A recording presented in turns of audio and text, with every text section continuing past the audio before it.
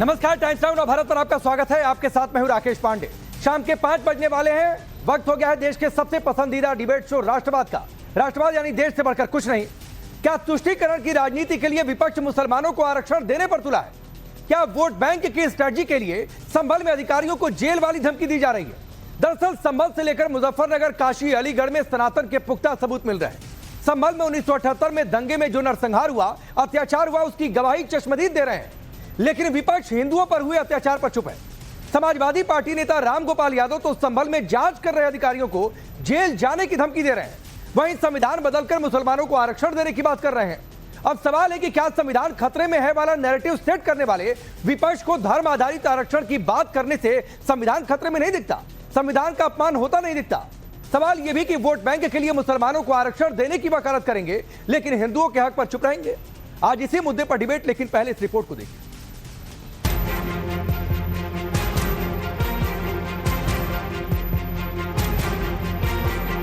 संभल में अतिक्रमण हटाओ अभियान के तहत मंदिर मिलने का सिलसिला शुरू हुआ। अब यूपी के कई शहरों में सनातन के पुख्ता सबूत मिलने लगे।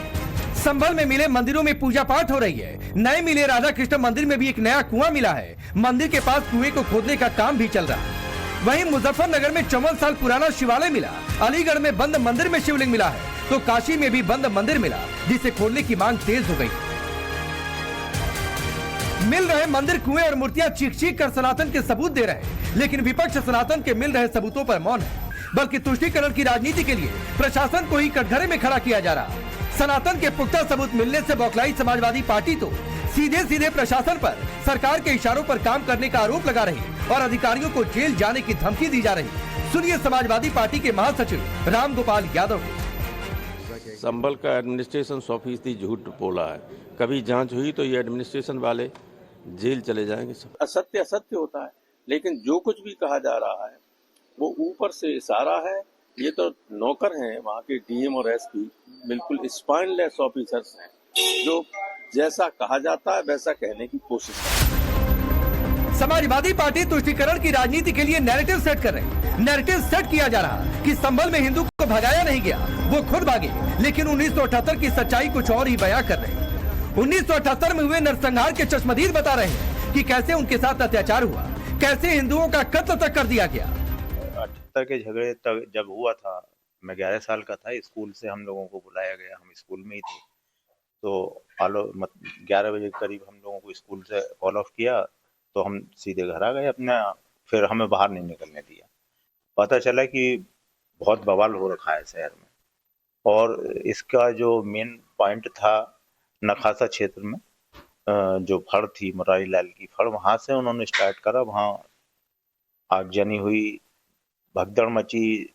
गांव देहात से बहुत सारे शहर में पब्लिक आती है, जो इस अवस्था में जाकर भगदड़ की स्थिति में, जहां उन लोगों को एकदम से रास्ते नहीं पता होते कि कहाँ निकले बच के, वो मुरारी लाल जी की फड़ कहलाती थी वो, उसमें जाकर उन्होंने अपनी जान बचाई।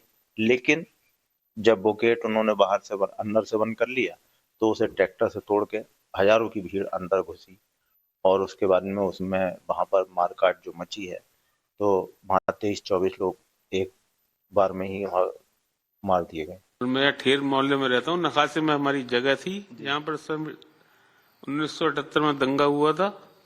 करीब 23 लोगों को जिंदा जला दिया गया था टायर डालकर, और ट्रैक्टर से हमारा फाटक तोड़ के अंदर घुस गए थे मुसलमान, और उन्होंने सब बहुत नुकसान करा। हमारी जो गोदामों में खंडसारी रखी थी करीब 15 लाख रुपए की, वो सब लूट के ले गए और सब कत्लेआम कर दिया वहां पे। हमारा ट्रक खड़ा था, ट्रक को भी जला दिया। उसके बाद तो फिर सब पलायन करते थे। हमारे घर से पूरा पलायन कर गया, बस हम ही रह रहे। मिल रहे मंदिर सनातन की गवाही दे रहे हैं, तब के चश्मदीद सच उजागर कर रहे हैं, लेकिन समाजवादी पार्टी इस पर मौन है। बल्कि तुष्टीकरण की राजनीति के लिए संविधान को बदलकर मुसलमानों को आरक्षण देने की वकालत कर रही है।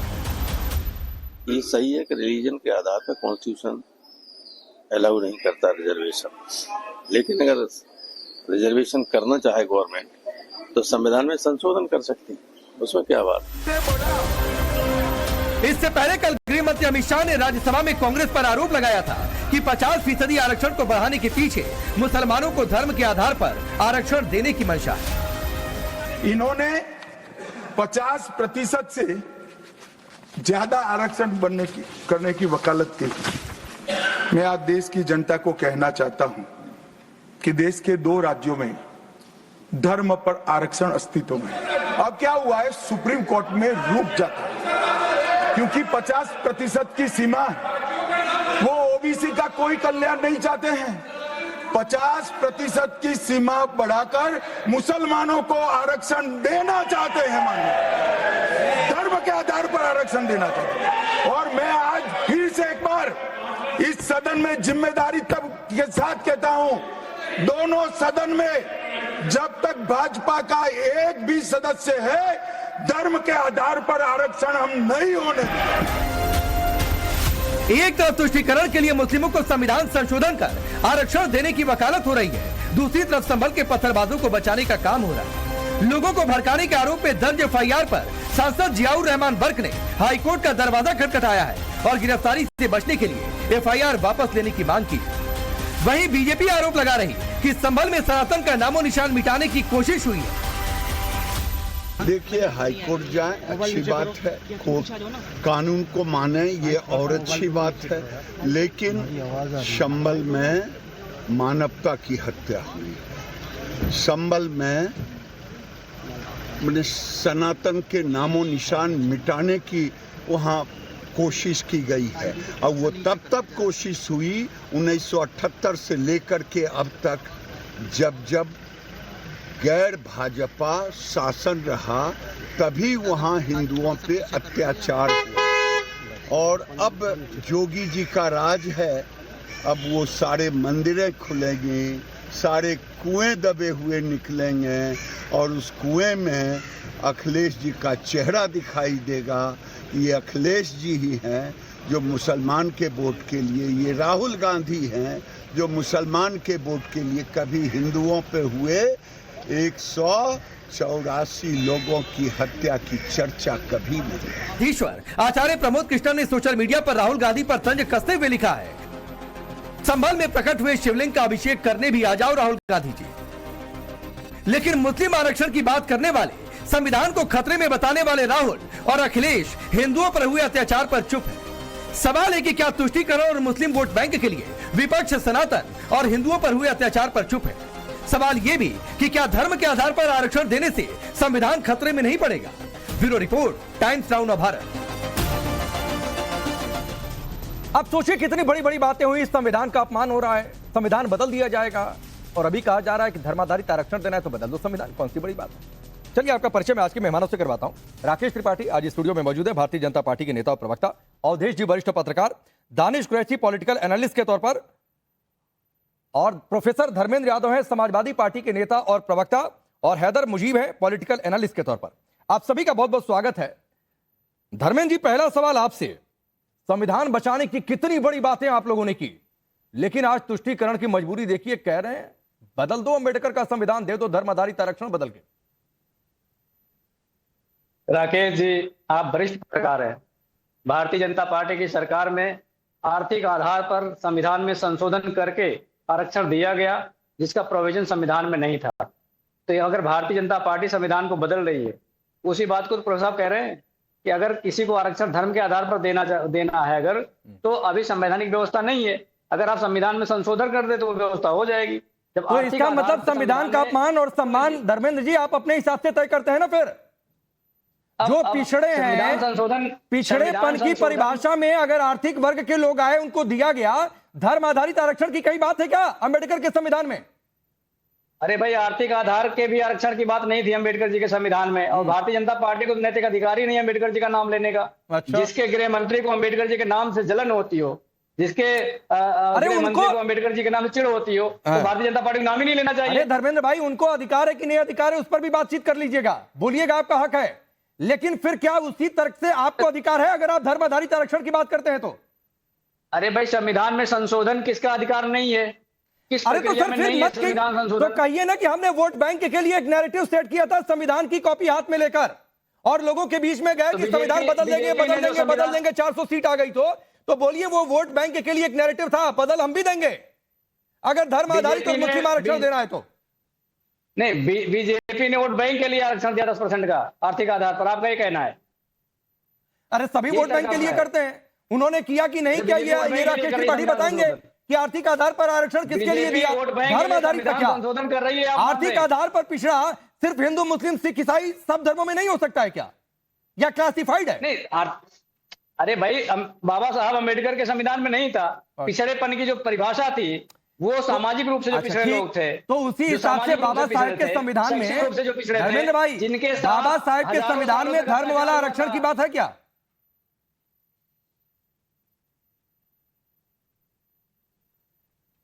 क्या प्रश्न दोबारा बोल दीजिएगा। बाबा साहब के संविधान की आप बात कर रहे हैं, उसमें धर्म आधारित आरक्षण की व्यवस्था है? अरे नहीं है भाई, इसमें कौन सी नहीं है ना, भाई? तो फिर क्यों कह रहे हैं भाई? आधार पे भी तो नहीं था, आर्थिक आधार पे भी तो नहीं था बाबा साहब। तो आप बीजेपी से सीखते हैं, ट्यूशन लेने जाते हैं पॉलिटिक्स की, कहां से आ गया? अच्छा बोले बताइए राकेश त्रिपाठी, क्योंकि आपने, ठीक है ठीक है, मैं 2-3 मिनट आपके पास था कि दर्शकों को थोड़ी क्लैरिटी मिले, पता नहीं मिली कि नहीं मिली। खैर राकेश त्रिपाठी जवाब दीजिए, आर्थिक आधार पर आरक्षण इसीलिए कह रहे हैं धर्म पर आधारित आरक्षण, चेहरा खुल के सामने आ गया। हम इस बात को बार बार कहते थे कि मजहबी तुष्टीकरण के लिए किसी स्तर तक जाएंगे, और किस तरह से खुल करके आज सामने इनका चेहरा दिखाई पड़ रहा है। मजहबी तुष्टीकरण के लिए क्या क्या कहने को तैयार है, संविधान बदल देने तक को तैयार है, वही संविधान जिसको लेकर के 2024 के लोकसभा चुनाव में बहुत हाय तौबा मचाई थी। लेकिन जब प्रोफेसर धर्मेंद्र यादव जब बात कह रहे हैं तो मुझे लगता है इनको संविधान सभा की उस बहस को एक बार जरा पढ़ना चाहिए। पढ़ते नहीं है ना, पढ़ते होते तो शायद ये मजहब आधारित आरक्षण पर बाबा साहब भीमराव अंबेडकर के विचार क्या है वो आपको ध्यान में आ जाते। धर्म के आधार पर आरक्षण देश के विभाजन के लिए एक फिर खतरे उत्पन्न करने का काम करेगा। इस देश का मजहब के आधार पर विभाजन हुआ है, क्या ये बात भूल गए हैं? और मजहब के आधार पर सारी सुविधाएं लेकर के एक पाक वतन पाकिस्तान बना दिया था ना, बांग्लादेश बन गया ना, इसके बाद भी मजहब के आधार पर आरक्षण की बात कर रहे हैं आप। और जो इससे आप सवर्ण आरक्षण की बात कर रहे हैं ना, गरीब के लिए, गरीब सवर्ण कोटे की बात कर रहे हैं, गरीब जनरल कोटे की बात कर रहे हैं, ये मंडल कमीशन भी इसी तरह से बना था। और ये राज्य के डायरेक्टिव प्रिंसिपल्स में पहले ही बाबा साहब के संविधान में लिखा है। ये इसलिए हवा से बात नहीं आई है।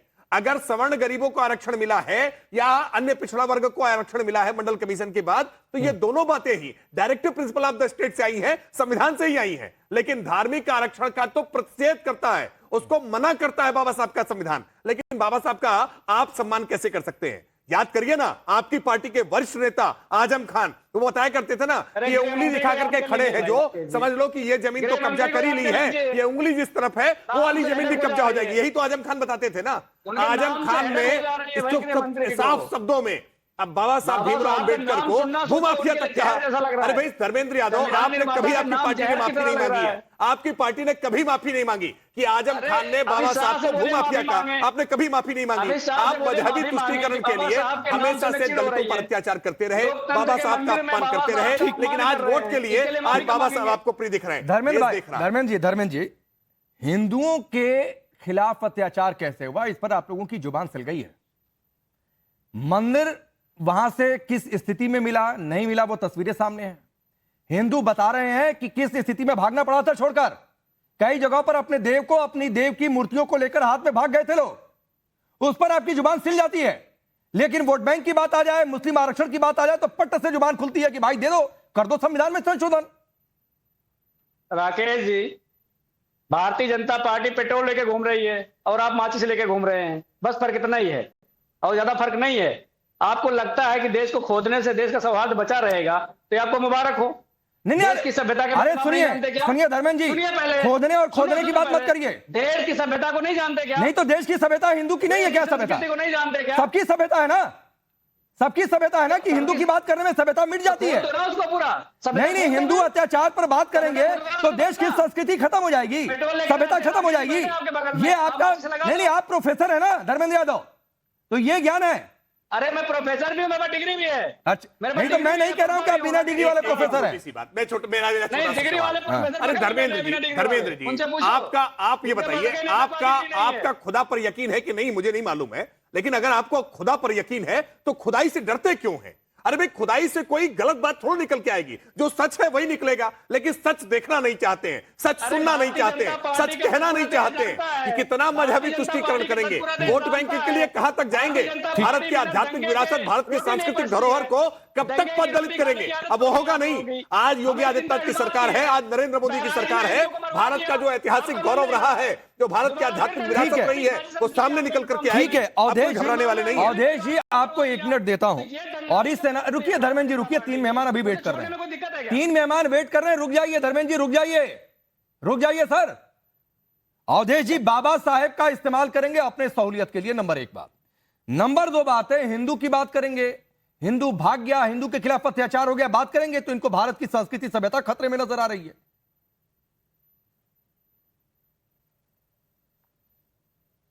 नहीं, बाबा साहेब के अगर विचार सुन लिया जाए तो फिर इस समय बाबा साहेब की एक किताब है कि कांग्रेस और गांधी जी ने अछूतों के लिए क्या किया, पहले ही उसमें उन्होंने अटैक किया है। सेकेंड, बाबा साहेब विधि मंत्री बनाए गए थे, बावजूद जब हिंदू कोड बिल आया, उन्होंने नेहरू को कहा कि ये तो भारत के कैरेक्टर के विरुद्ध है, और उस पर इतना उनका तनाव हुआ, उन्होंने कहा कि नहीं, मैं तो मंत्रिमंडल त्याग पत्र दे दूंगा अगर आप इस पर कायम रहे। तो बोले कि आपके जाने से कोई फर्क नहीं पड़ेगा भारत में, आपको त्याग पत्र देना है दीजिए। अम्बेडकर साहब ने अपने मेमोरी में लिखा है, और फिर उन्होंने त्याग पत्र दे दिया। उसके बाद उन्होंने चुनाव लड़ा था, वहां से आपको पता ही है कि 2 बार उन्होंने चुनाव लड़ा, और दूसरी बार तो उनको जो दूसरा चुनाव था उसमें तो उनको लगा कि उपचुनाव में हम जीत ही जाएंगे, लेकिन उसमें इतनी पराजय हुई और कांग्रेस पार्टी ने ही हराया कि उनको शौक लग गया। और शौक लगने के बाद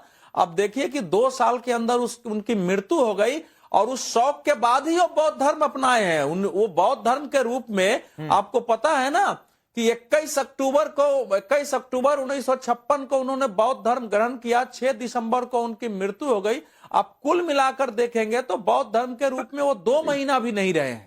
तो कांग्रेस के आघात से उनकी ये दशा हो गई थी बाबा साहेब की, वो इसको सहन नहीं कर पाए कि हमारे साथ ऐसा क्यों हो रहा है। दूसरी बात कि बाबा साहेब ने जो पाकिस्तान पार्टीशन ऑफ इंडिया है उसमें तो उन्होंने ये स्पष्ट लिखा है, अगर आज उनके मुसलमानों के विचार को बोल दिया जाए तो सारे अम्बेडकर कांग्रेस,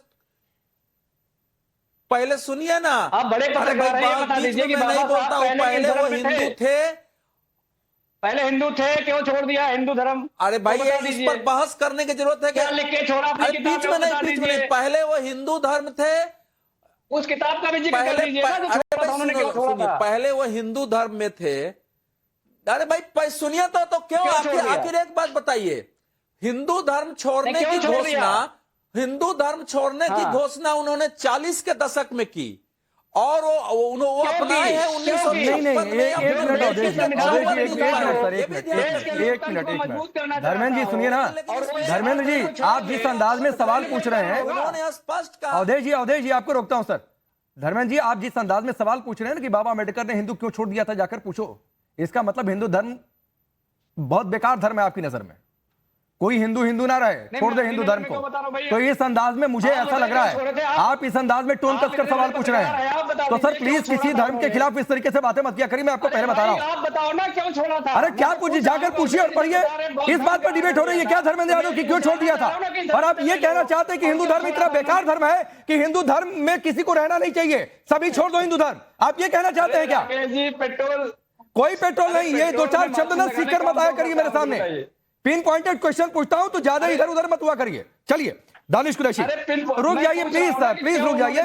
इन 2 मेहमानों से सीखिए, अभी अपनी बारी का इंतजार कर रहे हैं, बोल सकते हैं ये भी, किसी की आवाज बंद नहीं रहती है। रुक जाइए दानिश कुरैशी, कई जगहों से तस्वीरें सामने आई हैं, संभल हो, काशी हो, मुजफ्फरनगर हो, अलीगढ़ हो, और गुजरात की भी एक जगह की तस्वीर आ गई कि संतोषी माता के मंदिर को रास्ता दीवार लगा के बंद कर दिया था 3 लोगों ने। अजीब है, इतनी दिक्कत है क्या? देखिए, आपने सबसे आखिर में इस्तेमाल किया गुजरात का मामला। गुजरात के मामले में आपको याद हो तो 2002 के दंगों के अंदर में मामला हाईकोर्ट होता हुआ सुप्रीम कोर्ट तक पहुंचा था, और उसमें एक जजमेंट आया था कि भाई जितने भी धार्मिक स्थान है, जितने भी, चाहे हिंदुओं के हों चाहे मुसलमानों के हों, जितने भी धार्मिक स्थान है तमाम जो है वापस रीडेवलप करके सरकार देगी। इनसे पूछ लीजिए, भारतीय जनता पार्टी के प्रवक्ता यहाँ बैठे हैं, इनसे पूछ लीजिए इन्होंने गुजरात में वो काम करवाया। मैं ये कह रहा हूँ कि चलिए छोड़ दीजिए, मुसलमानों से तो आपको बड़ी नफरत है, उनके धार्मिक स्थान तो आप रिपेयर नहीं करते, रिनोवेट नहीं करवाते, लेकिन कम से कम जो हिंदू धार्मिक स्थान तोड़े गए थे उस पर तो कोई जवाब देते, उस पर जवाब नहीं मिलेगा। लेकिन इनको ये सारी चीजें बातें याद रहेंगी।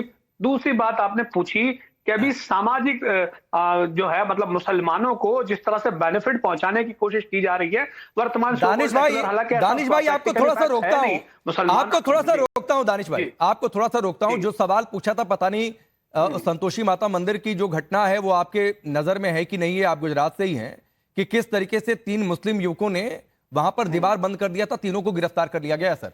मंदिर बहुत सही स्थिति में है, लेकिन 2 तस्वीर आपको दिखाता हूं, जरा यहां डालिए बड़ी स्क्रीन पर, इस तस्वीर को रखिए और इस तस्वीर को देखिए। दानिश, आप भी पहले सवाल पूछे हैं और मुझीब हैदर आप भी देखिएगा। ये संभल में मंदिर पर अतिक्रमण कैसे हुआ, किस स्थिति में मंदिर है, ये आपके सामने है।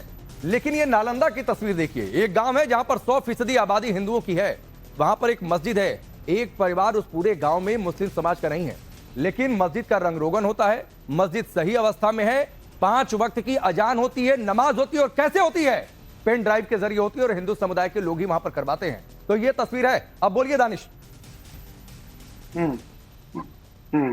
देखिए, सबसे पहले तो मैं आपको एक बात बताऊं कि अगर वहां कोई नमाज पढ़ने नहीं जा रहा है, और जो अजान की जो आप बात कह रहे हैं, अजान के लिए अगर कोई पेन ड्राइव से आप कराते हैं तो मुझे लगता है खैर वो उनके फीलिंग्स हो सकते हैं, वो ये चीज को दिखाने की कोशिश कर रहे हैं कि हम लोग मेंटेन कर रहे हैं, लेकिन मैं समझता हूं वहां तक इस्लाम के नुक्ते नजर से वो शायद सही नहीं भी होगा। लेकिन मैंने जो सवाल पूछा आपने भारतीय जनता पार्टी के प्रवक्ता से, आप पूछ लीजिएगा, जो मैं कह रहा हूं ये बात अगर गलत है तो अब वो मुझे जवाब दे। और ये सारा मामला ठीक है, जवाब ले लीजिए, फिर मुझे आपके पास आ रहा हूं। 10 सेकंड बोलिए, 10 सेकंड अपनी बात खत्म कर लो, मैं अपनी बात खत्म कर लूं। और ये घटनाएं जिन दौर में हुई थी वो दौर था जब मोदी जी खुद यहाँ के मुख्यमंत्री।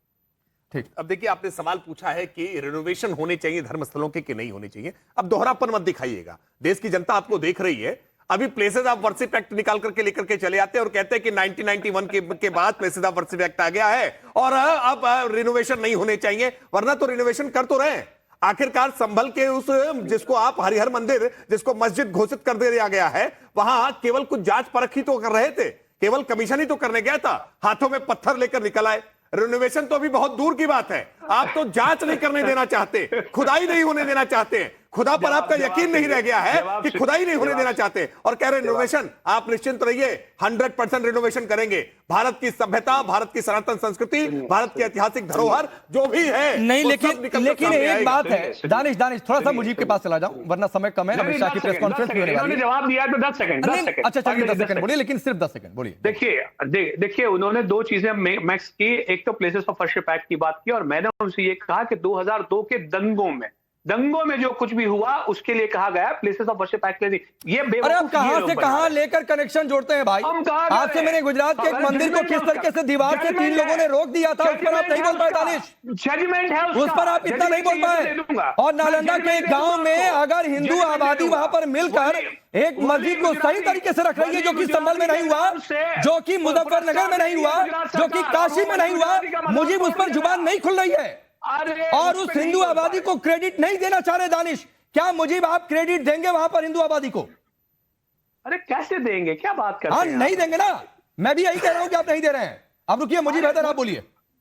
राकेश भाई साहब, काफी देर से लोग अपने राय को रख रहे हैं यहाँ पर। मैं एक ही बात ये कहना चाहता हूं कि आज जिस तरीके से माहौल पूरे मुल्क में बनाया जा रहा है, एक नफरती माहौल मुसलमानों के प्रति, मैं सभी हिंदू भाइयों की कदर करता हूं और इस हिंदुस्तान की खूबसूरती यही है कि यहाँ हर 36 बरादरी का व्यक्ति, चाहे हिंदू हो, चाहे मुसलमान हो, चाहे सिख हो, ईसाई हो, दलित हो, मिलकर रहता है। इसी वजह से इस मुल्क को हिंदुस्तान कहा जाता है। मैं आपको इंटरप्ट कर रहा हूं, आपको सबसे कम समय मिल रहा है, लेकिन मुझे एक बात बताइए, आपने कहा ना मुस्लिमों के खिलाफ नफरत का माहौल बनाया जा रहा है।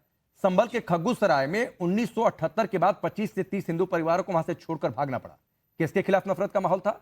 मुजफ्फरनगर में जो मंदिर मिला है खालापार मोहल्ले में, वहां से हिंदू परिवारों को भागना पड़ा। किसके खिलाफ नफरत का माहौल था?